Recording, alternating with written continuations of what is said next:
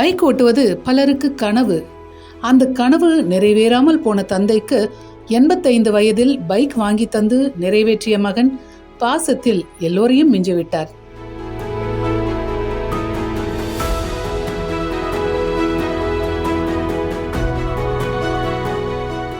தம்லேரி முத்தூர் மேம்பாலம் பகுதியில் செல்லும்போது இந்த காட்சியை பார்க்க நேர்ந்தது.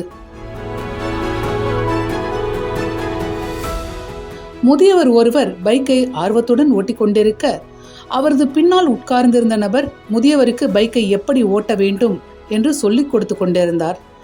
இந்த காட்சி வித்தியாசமானதாக இருந்ததால் அவர்களை மறித்து விவரம் கேட்டபோது மனதை நெகிழ வைக்கும் தகவல்கள் தெரிய வந்தன. பைக்கை ஓட்டியவர் 85 வயதாகும் புருஷோத்தமன்.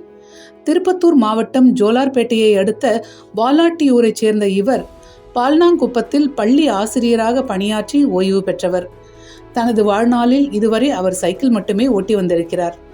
பைக்கை ஓட்ட வேண்டும் என்ற அவரது ஆசை கனவாகவே இருந்து வந்திருக்கிறது. இவருடைய மகன் செந்தில் பெங்களூரில் ஐடி கம்பெனியில் வேலை செய்து வரும் நிலையில் தனது தந்தைக்கு ஸ்கூட்டி வாங்கி கொடுத்திருக்கிறார். மகன் பெங்களூருவில் உள்ள நிலையில் அவரது உறவினர் ரமேஷ் முதியவர் புருஷோத்தமனுக்கு பைக் ஓட்ட கற்றுக் கொடுத்து கொண்டிருக்கிறார்.